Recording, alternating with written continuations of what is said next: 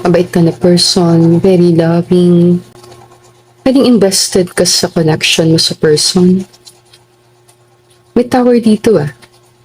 So ito yung nagkaroon ka ng awakening, parang wake up call sa connection na to.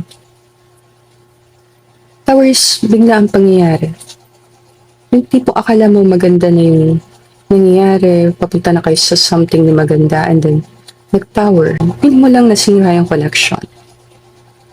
Double card is a sign na merong obsession, may energy na nahirapan ka lang kalimutan yung person.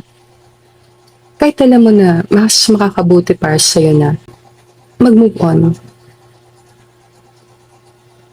Sa chart na sa reading is a sign na yung person very special sa'yo. Hindi ka niya pinapansin sa time na to.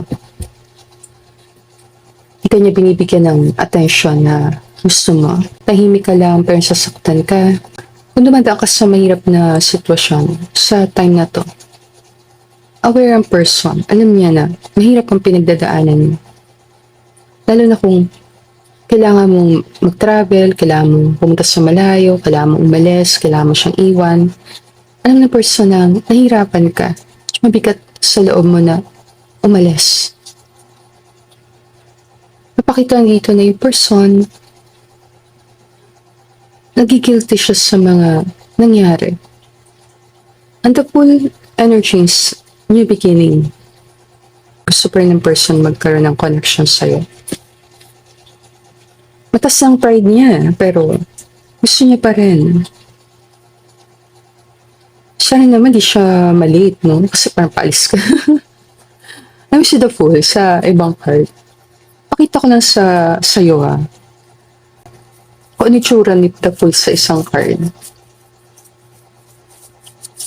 So, pag tinignan mo lang dito yan, dadaming pera mo. Kano bang pera mo? Yan. Pag tinignan mo The Fool dito, ito siya paalis ka na. Ngayon, kung ibala ka talagang umalis, like, mag-a-abroad ka na, claim mo na para sa itong message na to. Kung nagbabala kang umalis, punta sa malayo, mag-abroad, pwede din siya pabaliktad kung balak mo umuwi sa Pilipinas. Chariot is travel card So, pwede mong tingnan, ganito siya. Ayan Yan. Ganyan tsura niya. Sa chariot, saka darating ko kailang paalis. Alam niya siya'y nakakapigil sa'yo na umalis or gawin yung mga bagay na kailangan mong gawin. Pakiramdam niya, pinipigilan ka niya na mag-grow as a person dahil na-stuck ka dito sa ganitong connection. Kung nasa unhealthy ka na connection, at nahirapan ka sa connection, sumampayo ko, step back ka muna ng konti. Nakikita lang ng mga cards na sa kabila ng nangyayaring negatibo, yung glow mo naman inside is always nandun. Kung feeling mo, parang bumabaksak na yung lahat ng naitayo mo or naitayo nyo ni person, hindi naman. Claim mo na kung alis ka bago ka umalis, makapag-usap kayo ng person. Bigyan ka ta message. May gusto siyang sabihin sa time na to. Ano yun? Tayo lang dalawa. Promise me you'll stay. Iwanan mo ba siya?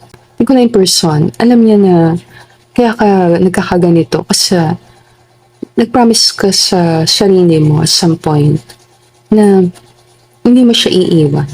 So alam niya na nahirapan kang iwan siya, nahirapan ka na abandonahin yung connection. And nagigilty siya sa ginagawa niya sa time na to na hindi ka niya kinakausap. Got the song, Stay. Ng Kushay. Tama ba ako? Kushay? Kaya katalis. The time has come for us to go our separate ways.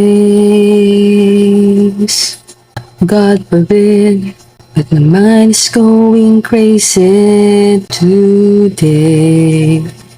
So message na sa'yo, magstay ka. Tingin mo ba dumating na yung time na kailangan nyo na mag-separate ni person? Kasi Kasi tower is something na nakakagulat, nakabigla, hindi ka handa.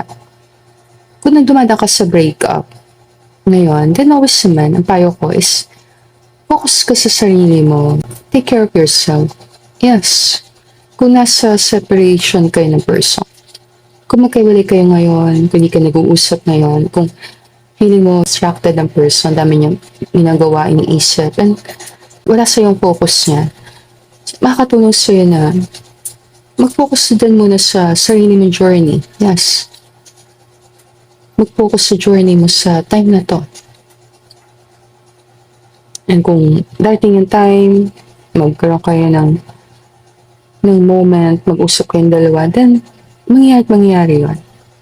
Of course, ang papakita na isip ng person yun na magkaroon kayo ng more pag-uusap, lalo na kung aalis ka, lalo na kung may pupuntahan ka. Gusto ng person magkaroon lang kayo ng pag-uusap about sa nangyari. Or ito, gusto niya magpaliwanag sa'yo kung anong mga nangyayari sa kanya. Kung di mo alam kung ano nangyayari sa kanya, possible marami nangyayari sa kanya sabay-sabay. But sibling dumadaan siya sa mahirap sa time na to. Katulad mo. Sibling pareho kayo na may mga pinagdadaanan sa time na to. Bigyan kita ng messages. Also man, sa general reading, you have to use your intuition. Pero wala na ako as sa reading. Let me know na lang sa comment kung sa part nag-resonate sa reading natin. And thank you everyone for watching this video. I'll see you again on our future reading.